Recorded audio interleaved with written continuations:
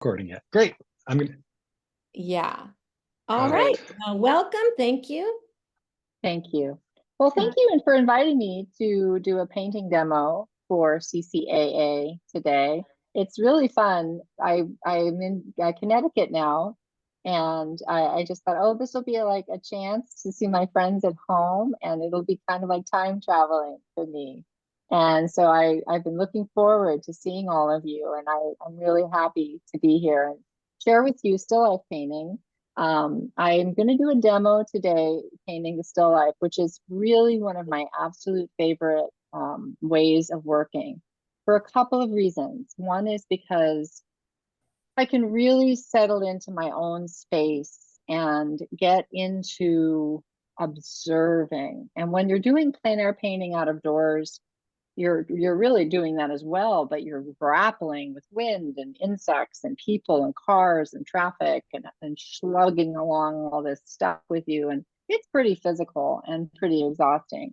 And really fun, don't get me wrong, but still life painting is more of a meditative, quiet experience. And it's also totally accessible. I never have to wait for a good weather day.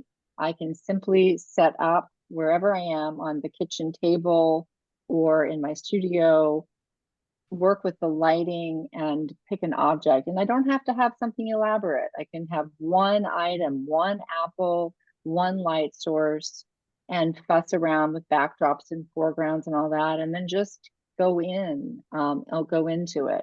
So I'm going to take you from beginning to end through the process of painting a painting, and I have something set up. So Tom will show you at different times what I'm looking at, which is a collection of objects. And I have it set up against a fairly neutral background. And I have it set on a fairly light white, doesn't get much lighter than that, foreground surface so that you could really see the shadows. I was a little worried with late afternoon light here that the shadows wouldn't be really coming through. And then I'm going to just set about composing my picture plane and mixing colors, showing you how I do that, and then getting into the painting. So without further ado, we are going to, I just have to push a button. Oop. Is there that? Good. And that's fine. Okay. I'm just telling my phones that it's okay to be recorded. Hopefully that works. It's not being very responsive, so I don't know what that means. But there we go. I think I did it already. So Tom spotlights my hand scene. You're going to see that I've already begun looking at my subject. I've been fussing around. I've been making arrangements, working with doing some work with line, just looking at the object and looking at line and wash, creating some compositional ideas, rearranging things as need be. I moved the pencil. It was sort of sticking straight up, and I thought that'd be better to have a few more pencils so they're kind of going off at angles.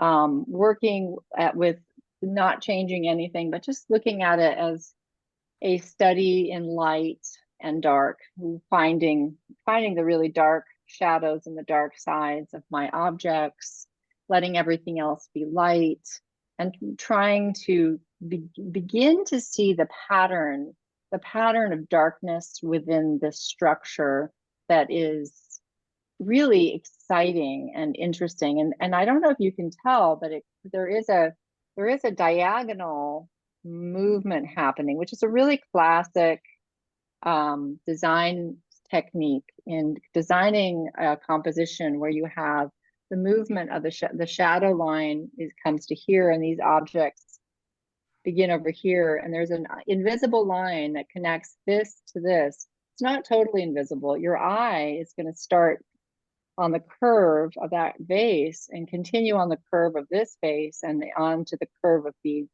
leaves, and it takes your eye upward to this to this spot right here in the foliage of the leaves. And then we have a very strong horizontal line here, which grounds the whole picture plane in this horizontal, low horizontal line. So we're really working with a very traditional kind of compositional pyramid structure or triangle structure. And that's something you're going to find again and again in classic still life painting, and not just still life painting, any painting really. There's things you may not even think about when you start arranging objects and looking at them, or painting scenes from life. But when you lean into these classic structures, they support you. They're like a skeleton under the muscles of your painting. So when you get into bravura painting or very loose painting, or even abstract painting, where it goes so far that you no longer recognize the objects, the composition, the interplay of darks and lights and contrasts is going to create a structure underneath all that exuberant brushstroke and exuberant color or subdued color that is going to anchor it, hold it, and allow you that freedom to paint any way you want. So I love the classics. I love working with the rule of 3, where I'm really noticing that I'm dividing my picture plane in such a way that I have everything is sitting on about a third of the way up from the bottom. And then right here, we have another line that's crisscrossing, another horizontal, another implied line. The top of this creates an implied line.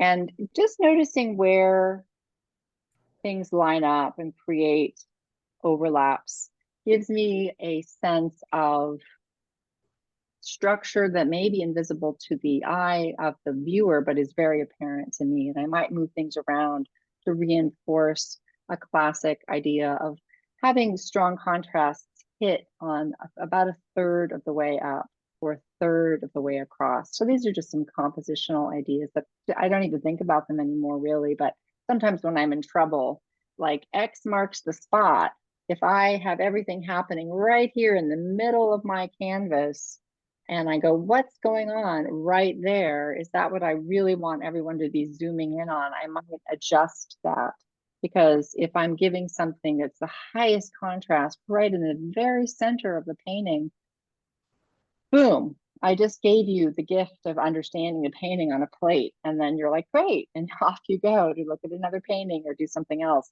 I want my painting to kind of take you on a journey, take you in and around and through. So I'm going to jump in and start working on this painting and talk about doing that as I go. So I'm going to remove some of these drawings, sketches that I have been working on. I might leave one of them nearby so I can refer back to it. Kind of like this one. While I was doing these, I also took a photograph of the whole setup and then turned it into black and white so that I could notice where my light and dark contrasts were really happening. And that was really interesting, because I noticed I had the very lightest object, the yellow vase, right in the middle, which was just a little bit too dramatic, a little bit too dead center. So I moved it over to the right. And now when you go in, it's a much more mysterious center because it's all in shadow in there. So I'm going to put this drawing, let's see if I can have it somewhere where you can still see it, because it might be useful for you. I'll have it there and here. It might be useful for both of us, for all of us. What I have on my palette is my range of colors, which I'll get into when I start mixing them. I have turpenoid, which is a turpentine substitute. It's a much less toxic version of turpentine. And I have liquin, which is a contemporary medium that is for oil painting. And then I have a couple of brushes. So because I'm going to start off with the composition, I'm going to start with thinned color. And I'm just moving some of these brushes out of the way because I don't want to be distracted by them at the moment. I'm going to mix a color that is just a dark blue This is Prussian blue, and a warm red is cadmium red light. So these two blues make kind of a brownish tone. Now what I want to do is just mix up a color that is dark but not black and fairly neutral. So it's not blue, it's not red, it's not yellow. It's just kind of like a color that you would say, that looks kind of dark. So that looks good enough to me. Now, I don't know if you're familiar with the expression mother, but if you have a mother color, it's a color that might go into all of your colors as you go along. And it gives a nice harmony. Whatever the color is, it will create a harmony with all of your colors if you're adding a little bit of that mother into the rest of your color choices as you go along. And so this might serve as the mother as I go along. I'm dipping my brush into the terpenoid. I'm picking up this color, which is kind of like a dark brown. And then I'm going into my canvas. I think this is about an 8x10 or a 9x12. And I'm beginning to lay in my line, my compositional line. And I'm not doing a super precise drawing. What I'm doing is I'm kind of blocking. It's more of a block in where I'm trying to find where things overlap, where they line up. And this line down here, I want to make sure I have enough room for the fall off of my edge there. And there's a bit behind it that I see. What's nice about this too, I think I'll do this right now just to show you. I'm going to just take my rag and wipe this off really quick. There we go. So you can see that if you don't like the start you got, you can just change your mind and start again. So I'm going to just go back in here and start again and relocate this up just a bit. So I can have a little bit more of that behind the apple. The apple is coming down to here. And I'm going to keep going. I'm not going to probably wipe it out again because I don't really know enough yet about how well I'm doing with this until I get a little bit more information about how everything is lining up. Putting in these pencils, coming across here to the bottom of the face. So you can see my line as I go up is a little bit wiggy wampus.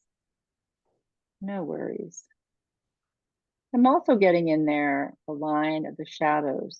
I don't want to forget that. The shadow is kind of going off at an angle and it's really important.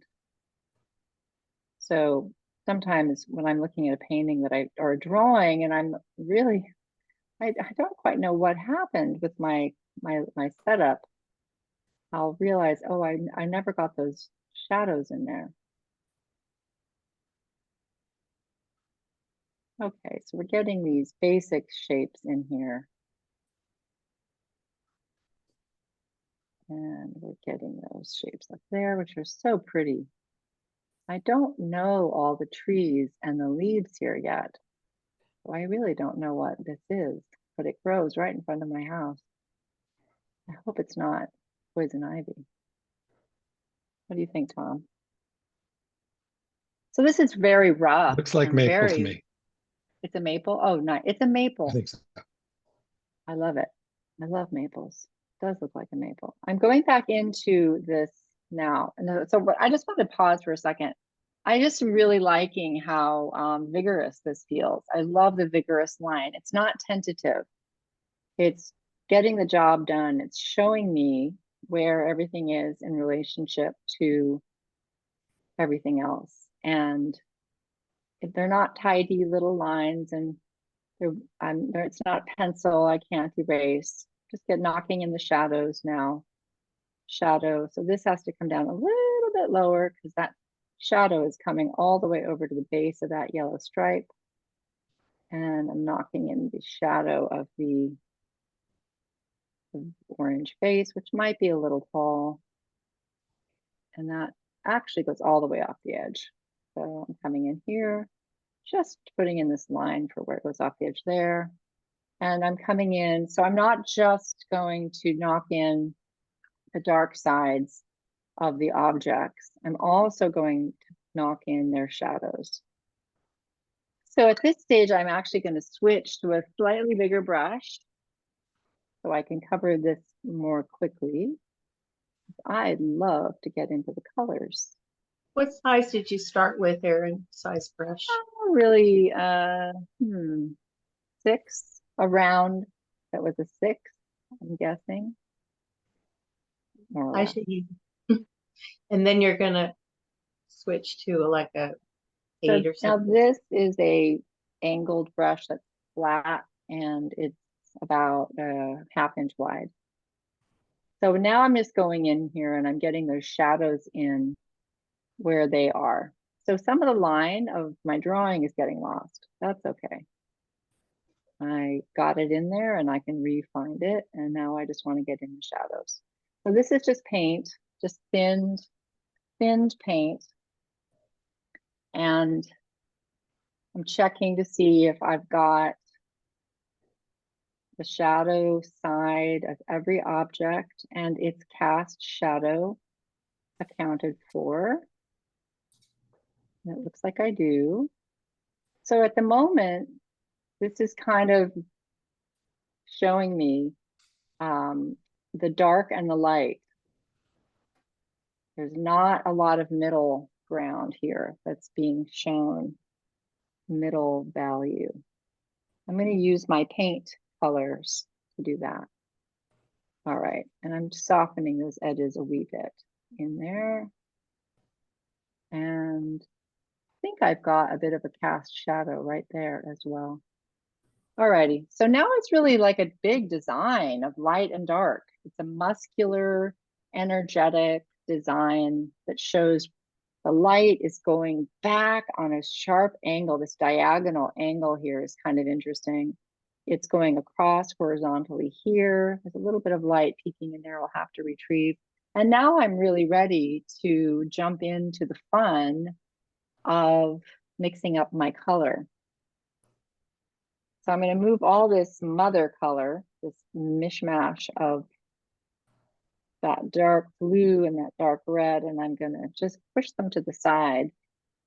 I wouldn't necessarily always clean off my palette at this stage because I like having some of that mother color, that initial color, get into my paint. But I'm going to clean off the palette now just so I can show you with more control how I'm mixing my color for the painting itself. Okay, Erin, was so that quinacridone magenta or the cadmium red you used to make that mother? it was the cadmium red light. So now I'm mixing up the red for my apple. And I'm using both of the reds. And I'm going to use a little bit of this ultramarine blue for that really dark side. And I'm going to add a little bit more of the cadmium red light to the light side. So that you can see in my red, I'm moving from dark, which is like almost like a purple, to a not quite as dark, but still very dark and rich, to a brighter red. And I'm going to add a little bit of titanium white to lighten that. That is going to become kind of a pink. And what I see in this, my apple, that very light area that's really getting hit by the light has some yellow in it. So I'm going to add a little yellow to that and leave it be. And now I'm going to mix up some blue. So this is ultramarine blue. I'm going to add a little bit of the Prussian blue to make it a bit darker on its darkest side. So there's going to be a little bit of a range of movement. Now I'm moving a little bit of white. I'm using a very small palette knife and I'm adding more white into it. I probably added too much white, but I really want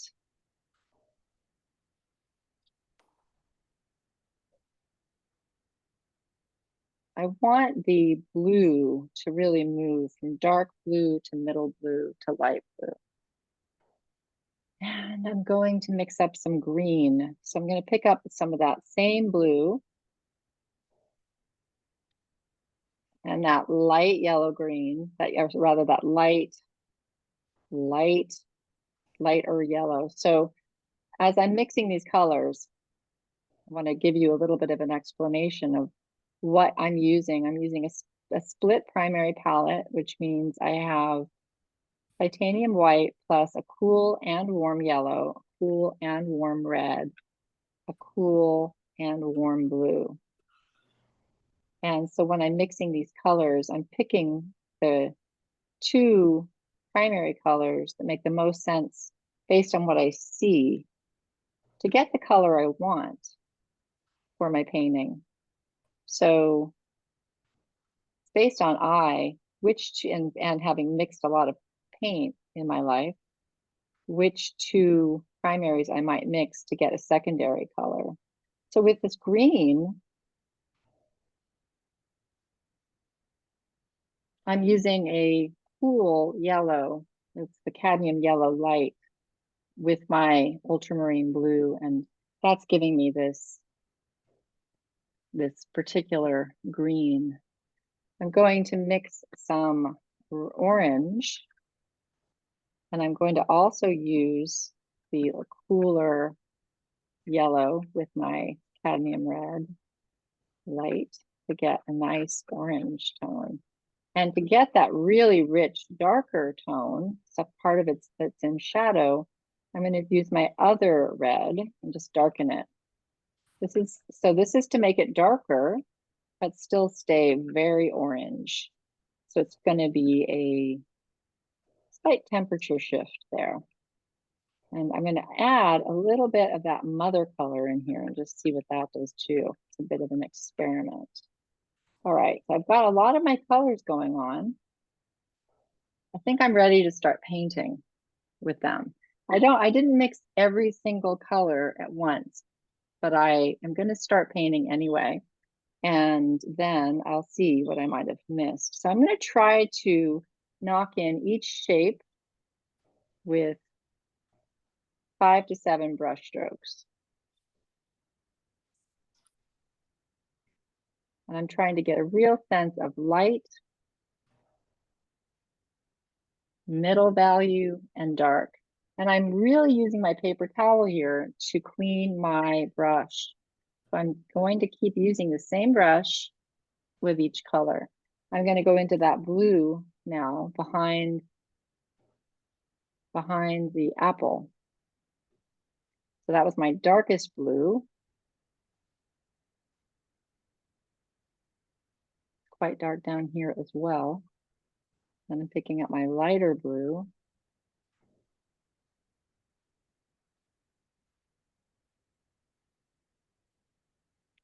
And I'm going to leave that. Well, I'm going to darken this. I have to darken that, and then I'm going to leave that alone. Wiping off my towel and moving on to the next color. So I'm going to pick up that shadow green and knock that in. So that's where my line got lost. So I have to re-establish where that was. Picking up my middle value.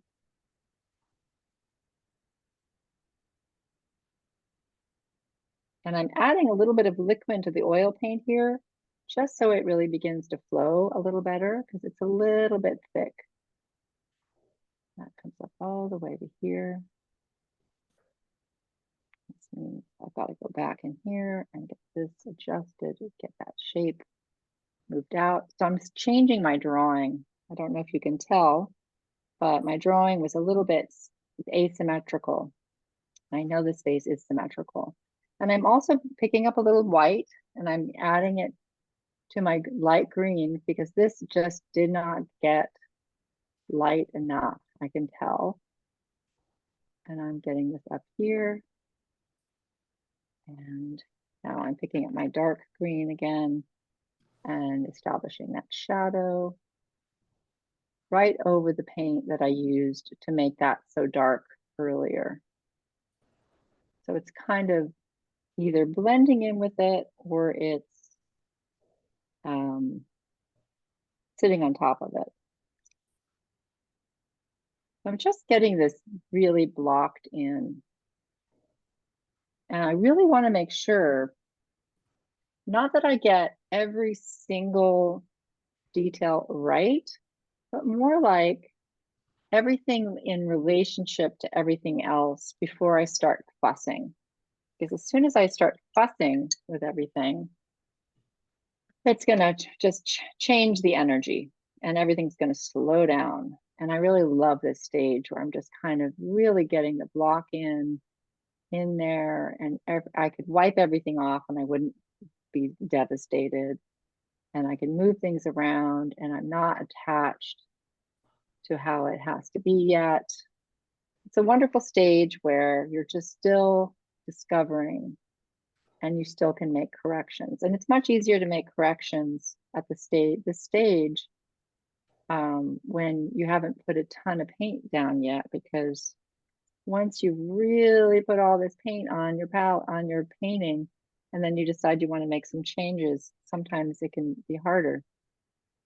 Okay, so I'm blocking that in. So that's also got a little bit mushy. So I'm going to add a little bit more color, brighten it up a little.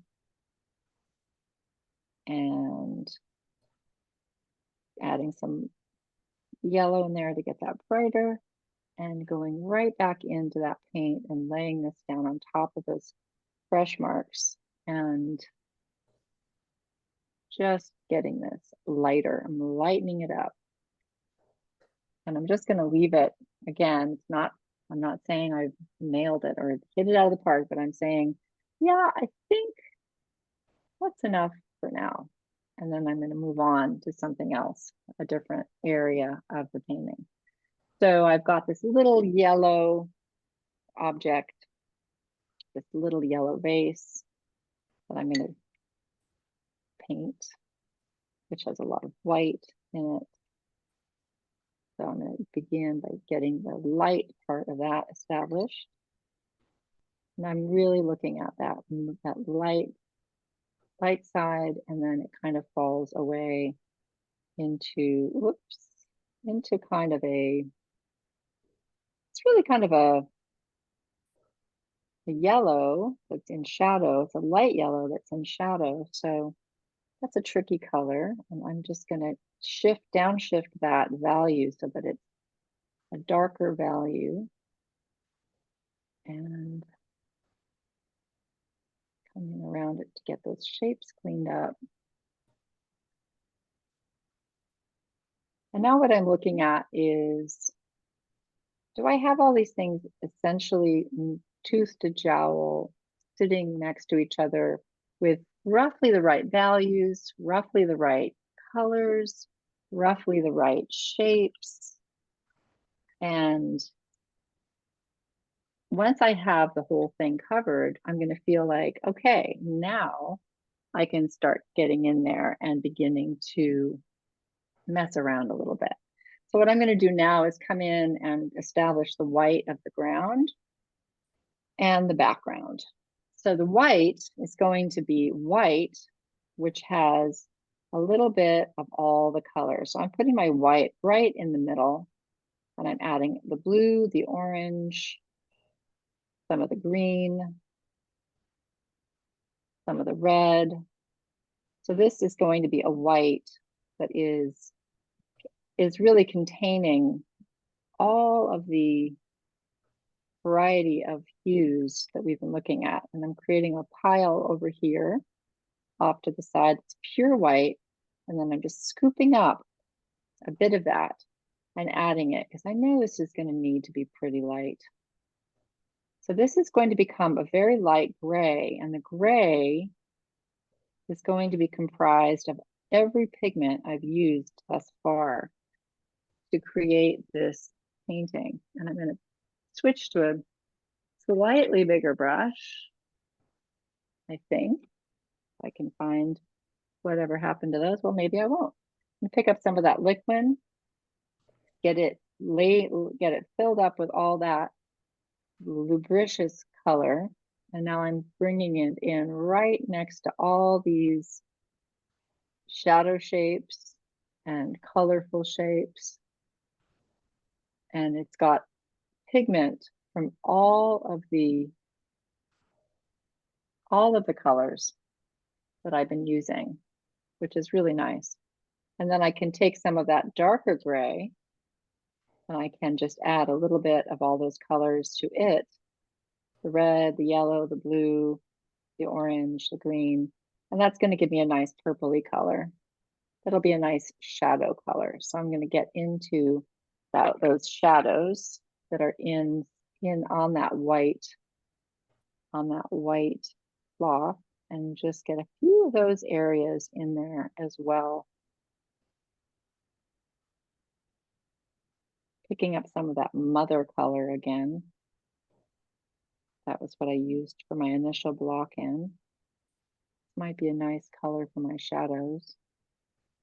And I'm going back into that those block in shadows, and adding this darker shadow in there. Block, block, block. And a little bit more of that original mother color to come in behind and reestablish my shadows on the background. And this is really taking me now to the area where I just have this very neutral mid-value tone going on. So I'm taking, what I'll do is I'll grab my palette knife and take my blue, my red, my green. Just going to give myself, again, this is another tip or trick for creating harmony, where you're trying to create something that is containing all the colors. So this is a little bit green for my purposes. I think I want that to be a bit warmer than it is. I'm going to add a little bit of this warm yellow and warm red. See if I can lighten it up. So often when I'm painting, I might spend 25 minutes before I begin just mixing up all my colors from dark to light. And what happens when you do that is you see on the palette, before you even begin, how everything is working. If you're on track, do you have your values right? Do you have your tones right? Do you have your colors right? So here I'm not really going so much for those stripes. I'm just really more going for the general tone and values. And coming in right behind these objects. And I really want to get all this white off of my canvas. And now I'm kind of down to just a few things. I have this beautiful green, this maple leaf green, and I'm going to whip up a color for that. So you could see, if you were really trying to get a flow going with your painting, and you did all your color mixing before you even started, then you're just painting and you're flying. Okay, so I'm knocking these colors in. This is maybe a little bit on the yellow side for what I'm looking at, but I think it's pretty good. It's catching a lot of light from the direct light source. And then I've got some shadows behind it that I'm gonna have to reestablish so that they are not lost in the shuffle. And I'm gonna do a little bit of reasserting those shadows, just mixing up some color there. And getting in right behind there and there, and there's some shadow on that, and that. And there's some shadow behind there, and here, and there. And that needs Erin, a you're little about shadow. 25 minutes in. Okay. So I see that we're at 7:42. So we're going to 8. And I'm going to add, I'm going to just set this aside for a second. Take a look at the, see if I can just see this a little bit. That's fine, I can see that. I want to see a little bit more on the camera. There we go, of the actual painting. Okay, so I'm getting really good sense of light hitting that tabletop. I'm getting the sense of light illuminating the vase, picking up the edges of the little yellow cup.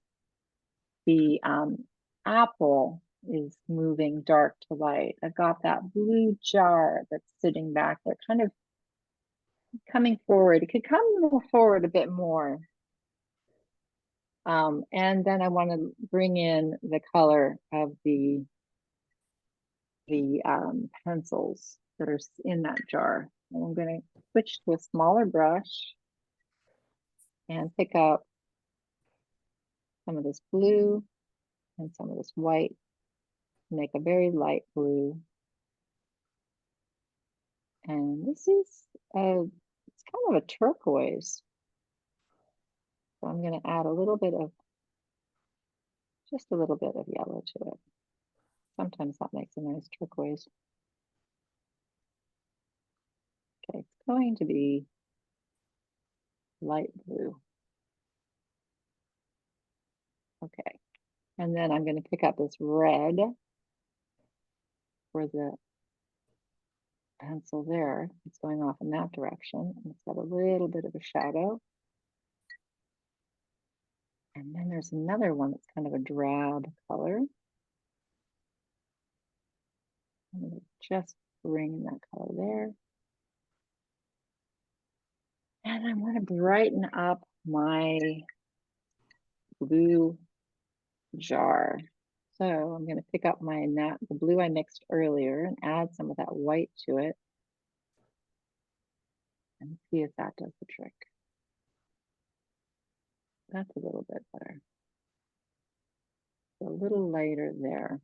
And if I go around and just find a few places on each form that need a little bit more definition, that need to come into roundness, they need to show me for catching the light a little better than they are. It needs to be a little lighter, just finding the spot. The whole thing doesn't need to be, tweaked. It's just that light area. It needs to come forward just a bit more. There we go. That did it. And then I'm going to just pick up a little bit of white and add it to where I see really bright highlight, which I see on the jar, the blue jar. That's really hit, that light is bouncing back.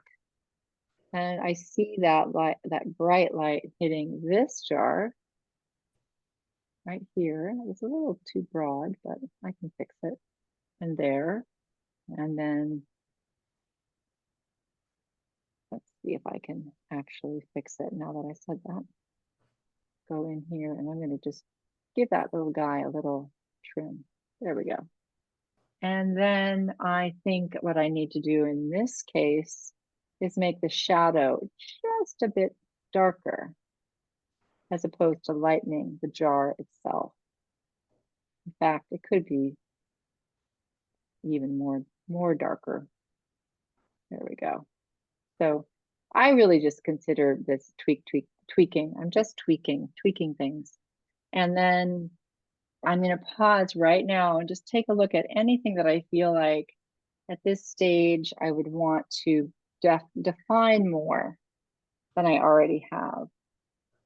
And I might just need to pause and I don't know yet. There might be something that jumps out at me and I go, oh, I really need to really get back into the shape of that leaf that got squished. Or I really need to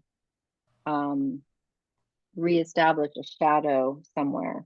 And I see one area right now that I think it does need something like that. So I'm going to bring this in here and just give myself the shadow on the inside of that leaf that I see and bring back in some of the shape of the leaf. And then I'm going to call it a day, because it's better to stop before you've gone too far than not be able to come back from overworking something. And this gives us an opportunity to, if you have any questions, to ask them while I'm still here. And it'll let the painting kind of take a pause. So the dialoguing with the painting that I do is absolutely essential to me, because I need to get going on it. I need to take it to the point, hopefully within 20 minutes to 30 minutes, where my canvas is covered with decisions, so that I can take a breath, reestablish a sense of equilibrium with the painting, and make new decisions and make changes. I don't have to do it all in one fell swoop, but if I have time, I like to bring it from beginning to end in one sitting. And I might get up, go make a cup of tea, come back, sit down, and often just that break of letting my eyes rest and giving myself a little replenishment, I'll come back and I'll see exactly what I have to do. No question. It's just obvious. Like, oh, please, what the heck? What were you thinking? And I can just get right in there and make the change that is necessary. But one of my teachers once said, just make the change that's necessary. Don't just keep painting because you're having so much fun painting. Set it aside and do another one. If you still have energy and still want to keep going. And that's really good advice. When we're little, we just take everything to mud and we're happy as clams. As we get older, we actually want the outcome to carry forward and communicate something that's intentional. So you want to get yourself out of the mud stage before you are in too deep. And mud doesn't have to mean the whole thing is whoa. It could just mean, you had a precious moment and you never noticed it until it was too late, or trying to make it perfect kind of killed it. So I like to get it pushed forward where my values, shapes, and colors are speaking to each other. The white is gone, unless I intentionally put in some white, and then I stop and I give myself a break and I come back and I look at it again with fresh eyes. So this is where we're going to stop for painting today and open the floor to any questions anybody might have. And we don't have a huge group, so if you can just, just jump in. And if it becomes a problem, we'll have to, make you raise your hand or something. I have a question, Erin. Is that Marley? That's Sydney. Oh, Hi. Sydney, sorry. I can't tell who you are. Who's speaking? When you did this whole thing and you're getting the values, shapes, and colors down, is the whole thing fairly thin paint? Well, I'm really using thinned paint in the beginning. And the tradition is to work from thinned paint to thicker paint. The rule of thumb is fat over lean with oil paint. And I probably get a little bit fat fast because I'm especially with something like this where I'm really trying to punch it out. But it's paint, which is oily, mixed with liquid, which is oily. So it's a fatty concoction. I wouldn't put on top of this thin paint that's been thinned with terpenoid, or rather, with terpenoid or odorless mineral spirits. Because you want to build a structure with the chemistry of your paint that is working solidly to build something that will last the test of time. So if you're going to thin your paint with odorless mineral spirits or terpenoid or turpentine, that's going to be at the beginning. And then as you layer onto that, your paint can get thicker and thicker. So that's the order of things. I kind of go from thin to thick and not much in between. This has the thick on it then. I was curious at what point you started going from thin to thicker? Was it like the third Yeah. time through or the second time through, or? Yeah, I start off with thinned paint. The block in where I'm just using that neutral color is thinned with odorless mineral spirit. But I don't use the odorless mineral spirits again. I set that aside. I just clean my brushes with them, but I don't actually use them to thin my paint again. I just start working with either pure paint or paint that has liquid added. And liquid is just a off-the-shelf brand. You can make your own liquid. Liquid is just a modern version of an old Masters combo that's like linseed oil and turpentine. That makes it a little bit more lubricious. Okay, lubricious. Lubricious. I like that word. It's a real word. I did not make it up. I like it. Thank you. I have a couple I have a questions. question. Oh, sorry. Go ahead, Marley. Okay. I was just going to ask, how does this translate when you're working outdoors and doing a landscape, or working in a studio and doing a landscape? Exactly the same. I do it exactly the same way. If I'm out of doors, I work faster because I don't want the light to change, and I really get those shadows in. It's really important, and really get the sense of the composition in, and get that, I might take an hour before I start painting, drawing, and trying to find the right location, making sure the lighting is good. But the minute I start painting, I go really fast. I get that composition line in, I get the shadows in. Typically, that's how I'm going to work. And then what can happen, as you know, is that the light can change in an instant. And if that happens and you don't have the clear path to establish the shadow on your painting already, you have to have some other reference. Now you might have a picture on your phone, or you might have done some value studies in your sketchbook, so you can look at those. But what I like to do is make sure that I've got my values locked and loaded within 20 minutes. And then if the light changes, I just keep referring back to what I established on my canvas, not how the light really is, because then you can be chasing all day, chasing your tail. So I've had a couple of really good teachers who were very strict with us about that. I mean, they made us really take our time before we started actually painting. But then once we got the paint on the canvas, it was like, just go as fast as you can. And by then you've actually made a lot of decisions, because Right. before even painting it, you might have gone and looked, you've chosen the time of day. Plein air painting, you would not do middle of the day unless you really like to suffer. You always want to pick the Do time you of day. do a watercolor first ever? I do sometimes do watercolors first, just to familiarize myself with the scene. But if I'm going to paint in oils, I will do a very thin painting on my canvas more than I'll do a watercolor. If I'm working in my sketchbook, I'll do watercolors. I go back to the same places again and again because I just fall in love with them and I want to get to know them really well. So Mhm. usually I have drawings and watercolors and oil painting sketches in my sketchbook. And you can do oil paint right into your sketchbook. It'll be it's cool to do that. The paper just sucks up all the oil and it dries really, really fast. And it's really fun to actually have a sketchbook full of oil paintings that are just studies, What oils do you like? Which brands?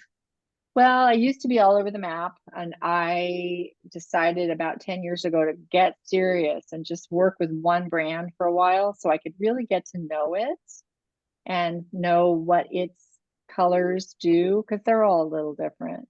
So I only buy Gamblin oil, which is made in Portland, Oregon.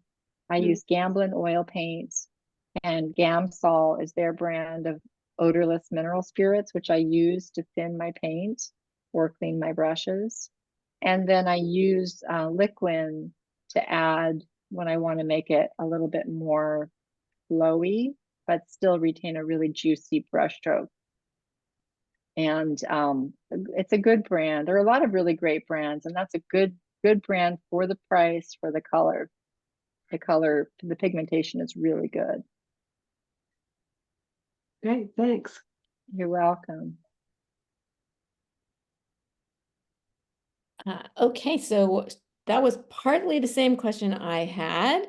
So just to confirm, it sounds like you on landscapes, even outdoors, you're doing all the pre-mixing of colors the same way you just did. Yeah, I mean, it's really, if you can if you can establish for yourself a little kind of a method of Mhm. approach. So my method for happiest days, you know, and I'll have to say sometimes I don't do this, and then I always kick myself. Why didn't I do what I know works? But if I go to a spot that I love and it's the right time of day, I'm going to create my composition. I'm going to be very clear about the values. This is so important in landscape because values in landscape are what create a sense of recession and distance. And if you have the wrong values, where everything is the same value, everything is like right up in your face. So if you're trying to get something recessional, where you're looking at mountains going off into the distance, certain times of day where that is so clear, it is just like a gift from God. It's like, look how this atmospheric perspective works. It's laid out before you. You don't even really need anyone to point it out to you. Other times of day, you're in the same location, the light is not good for painting. You cannot see it. You know it's happening on some level, but you cannot see it. Everything just seems equally vivid. It's so hard. I mean, it's really, really hard to paint certain times of day. Even places I have painted for years, if I can just wait until the light is right, it's just like slipping into a warm bath. So choosing the right location that gives you a strong composition, choosing the right time of day. I'm a real believer in crack of dawn or late afternoon light. When I've done plein air competitions, I paint from the crack of dawn. I wait, and I'm out there painting before the sun rises, so I can really get that moment. And I paint until I get to around 11 in the morning. And then I don't really paint again until 4 in the afternoon. Now, if I do paint in the middle of the day, I'm always aware that those paintings are probably not going to be very exciting. But sometimes I do it just because I'm so excited to be painting. And I think, you never know, something could happen. So then I lay in my composition and I get my shadows and my gradations of color and my shadows. And I really have to make that clear to myself because you get very swept up when you're painting out of doors. There's so many distractions. So I really, really like to get that strength of the values in place. And I'll do that very quickly with thinned paint. I'll do 3 values, 4 values, 2 values, but you're really trying to limit, you're really compressing what you're seeing into, because the world is giving you, you know, infinite values, infinite ranges. What you're saying is, if it could only be black and white, what would it look like? If it could only be light, middle, and dark, what's light? What's middle? What's dark? That can be really challenging to ascertain. So I try to get that figured out, and then I try to get that blocked in on my canvas and then jump into the color. But before I jump into the color, I mix the color on my palette. And I might really give myself, like if I'm doing a coastal scene, I might give myself a range of blues that are the blues, the green blues, the turquoise blues, the light blues, the gray blues. If I'm looking at a couple of bodies of water, like a cove separated from another cove next to the ocean, you're going to have at least 3 different colors. And then you're going to have sometimes those same colors in shadow. So you want to really like have that mixed. So even if you're wrong, you've got an idea that you've observed it. You've mixed it up. There it is sitting on your palette waiting for you. Then you could do the painting in 20 minutes and it's all boom, boom, boom, right? But you put in the hours observing, sketching, drawing, figuring out your composition, understanding your values. everything leading up to just cutting loose and being free. You've done the work to be able to do that. I love that. Yeah. So one other follow-up question about that mother color. So Yes. I was watching for when you were using it. And one thing I noticed I don't think I saw you do with it was use it to make the shadow colors. Like it looked like you were pulling in like pure ultramarine or something like that. Like, is Well, there I a used role for the mother color in like making something darker? Yes, the mother color, I used the mother color in a couple of places, and I could use it, if I'm going back now to like reapproach this, for example, I might be thinking, oh, this is really a little too jumpy. This is a little too red. This is a little too this. How do I get these things to be a little bit more harmonized? So that mother will come in handy to do that. The mother is in every shadow because it was the first color I used to paint the base layer of the color of the shadow.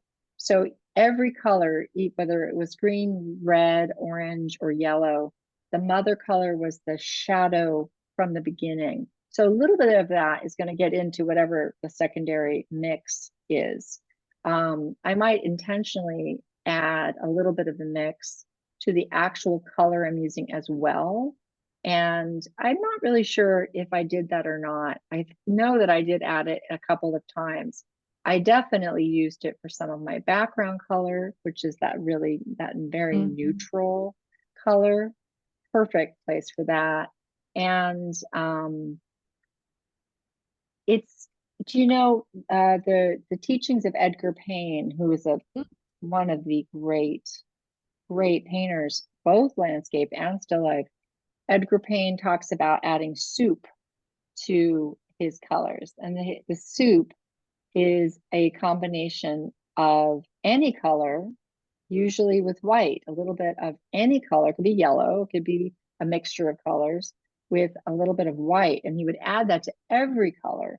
So everything had a harmonious, and he would mix these. I think if I'm remembering correctly from having read his book years ago, he would take all of his pigments and then he would add this mixture into each pigment before he even began. So you were always working with paint colors that had already been modified to be harmonious with each other. And it's a really great exercise to try this, especially if you're struggling to get out of artificial looking color when things look too, like the leaves of trees in nature, they're never green. They're green with red in them, or they're a reddish green with yellow, or they're a little purpley gray green. They're never just the green that comes out of a tube. So learning those differences of variation of how to make a range of greens or a range of oranges that can be natural. This is a technique that really helps with that. Having a mother that you add. And at the end of our session, I'll scoop all this paint up and I'll put it on the side of my palette, and then it will become the mother for tomorrow when I do another version of this painting. So it never has to get wasted. Fantastic. And I would say, just as a general tip for still life painting or landscape painting, or really any kind of painting, you all know how much work it is to get your butt into a chair and get in front of your subject or get out there and do it. So never go out to do one painting. Just give yourself the mental freedom to do multiple paintings so that you can do something and do a 20-minute painting, literally set your timer, and then do another one and do another one. And all that paint that you mixed up will get used. And at the very end, when you're all done and you've done all your paintings, have another canvas at hand that you paint out all that paint onto it. And, we often find that palette cleaner painting is the one. It's the one that just broke through all the barriers and really landed. And sometimes it's just nothing, right? It's just mush. And then you can use that as an underpainting for a painting that you do later. where it just becomes a tone that is part of the background of the next painting that you do. Shaheen, did you have a question? I wanted to mention I recently just started using walnut oil as a medium. I really like it. It's very light. I was using liquid, but I noticed it had a very strong smell, but it does help to dry the oil faster. But my question is, let's say you want to finish this painting today, but this is a lot of wet on wet.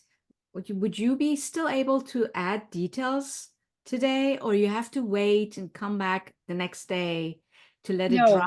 No, you don't have to wait. If you want to get very precise and very detailed with very fine brushes, which I never do, then I think waiting for a bit will give you, it'll dry enough to give you some tooth. But I would say the majority of my still life paintings and landscape paintings I do in under 2 hours. And that's it. And if I am doing something very elaborate that has a lot of detail, like if I'm doing something where I want to use a lot of detail and I want to bring in ornamentation and decoration like this, and I'm really just beginning to approach the subject, then I might really take my time and not try to do it in any time period. Just get it started, do some small studies, and then come back the next day with a smaller, finer brush. But even something like this, you can do alla prima, which is what I'm doing here. I'm doing alla prima all in one sitting, sort of all in one go. So if you're wanting to use detail and do things that have decorative mark making, you can still do it alla prima. But you might give yourself more time at first to gain the confidence. So that's the place from which, when you've done something many, many times, you have a confidence that you can just play and have fun with it. And it doesn't have to look like anyone else's way of doing that. And I experiment with mark making a lot. So, and I look at paintings a lot, other people's paintings, to see all the variety of ways people have tried to paint something like this, these classic Chinese jars with beautiful ornamentation. I'm crazy about these. And I used to do it very, very precisely, and I'd get such a pain in my neck, it's just always like, yeah. And I really don't like feeling that way. So then I thought, well, what if I was really approaching it more loosely and more gesturally? And I did a lot of paintings that way, and they also really worked. And I was really happy with them. And so you kind of have to be miserable sometimes and do it all the wrong ways. And then eventually you find, this works for me, and you just can enjoy the ride. And I think with painting, there's a lot of labor in getting an understanding of what you want. That's primary. And then secondly, you do study all these techniques and these ways of getting what you want. And then there's this third place, which is now you have a lot of technique from everything you've studied, and you're clearer about what you as an artist like aesthetically. And you're just like ready to cut loose and have fun and be fresh and free with it. And you also can look at something that isn't quite getting where you want it to go and go, oh, it's too dull, it's too dingy, it's too blah. I want brightness, maybe that's what your reaction is. And you can just let it all dry and then amp up the color and come back in with a second or third layer. So something might start alla prima, but then if you really hang in there with it and you want to get it closer to where you want it to be, you might find that over time you return to it and you keep working on it. And that's okay. Thank you so much. I really enjoyed how you showed us so many different ways. Thank you. Fun. It was fun. Well, it's at 8:11. We have time for another question. If anybody has anything else they are curious about. Yeah. Is it possible to zoom in on the painting so we could see it close up? Yeah, I think so. Let's see. Is it this one? Let's see if I can. I think if you make it the primary screen, like, if I take it off the group I only get you. I can't get the painting, but I think if you make it the So primary, I'm for not me sure how right to do it. now, on my screen, the only image is the actual painting itself. Yes. Does everybody see, Erin? everyone sees Yes. that? So I'm going to Yeah, bring it a Erin, you little. might bring it Oh, there it closer to the is. camera. Yeah. Okay, Ah, perfect. there it Thank is. you. Okay, so this is where it is at this stage. And you remember I was saying I'm trying to get this knocked in with like 5 to Mhm. 7 brush strokes with each object. It kind of looks like that, doesn't it? It kind of looks like it's dark, medium, light, and then a couple of extra strokes here and there just to refine. Some things are kind of fading out into, like this is kind of fading into that. So I might have to make one thing come forward a bit more. But there's something really beautiful about soft, loft and hard edges where you might have something very sharp, like right here, that really comes forward. But then over here, this is very soft and it kind of fades off. Is that a bad thing? No, it's a nice thing. Is that it just allows it to curl around and vanish into the behind background. So this is the space where I would start orchestrating my finessing. Do I want this strong shadow line here? That was from my initial laydown with my blocking it in. I don't think so. I think I would probably get in there and repaint this area because that is very sharp. And I don't really want to spend a lot of time hanging out right there in that particular section of the painting. So I just kind of look at the painting. I don't know if I have any white paint, but I'll just pick up some paint here and just like come in and just soften that. So I'm going to need to mix some more paint, but I'm just softening an edge so that that's not so in my face. So I can see, like, just by doing that, getting rid of that hard line, now it just is softer. It's a softer entry. And I would go around this visually and just find areas that I think I want to make it a little harder. Oh, I want to make it a little softer. I need to straighten out the edge on that pencil because it was a little too wide. This area here, I'm just using my finger, but you know, there's a little bit of a light coming in behind that edge of the there was just a little bit of light back there. Well, maybe I want there to be light back there because I actually have some. I see there's a bit of light, so I could intentionally mark that. And now I've got the light coming behind the apple, but that might be distracting. You know, and I look at that now and I think, oh, that may be distracting, even though it's there. I don't need to have it there if I don't want it there. So I might add or take away. Took away something, added something, and then just stop and look at it and let it rest. And maybe I just walk away from it and do another one with a lot more information than I had before I started. Do I even like these objects? What's with the background color? It's so dingy, you know. I might learn a lot in the process of doing this. That informs my next painting. That's how I look at every painting. Well, maybe it'll help me make it the next one even a little bit better. And my friend Kate, who is a wonderful painter, and I adore painting with her. And I always think everything she did is brilliant. If she didn't think it was brilliant, she takes that painting. She just takes a rag, dips it in odorless mineral spirits, and wipes it back down to the canvas. And that's it. No record. I have thousands of paintings that I didn't quite make it to prime time in my life. And I think, well, maybe she's onto something. What am I going to do with all these paintings?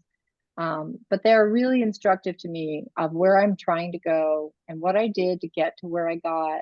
And then, I think I know what I need to do. So I'll hold on to a painting like this and it'll guide me in everything from the lighting to the composition to the brush strokes to the colors for the next painting.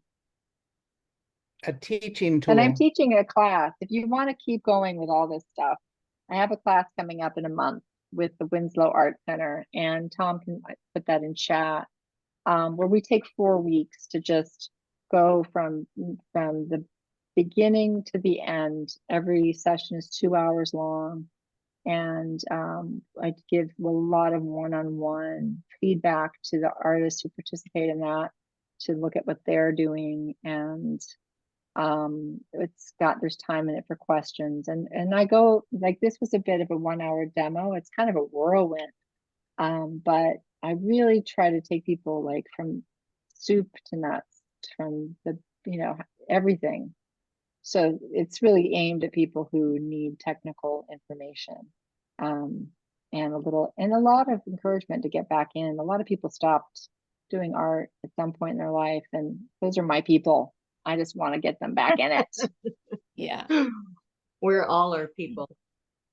Yeah, All they're all right. my Looks people. like I will stop the recording here.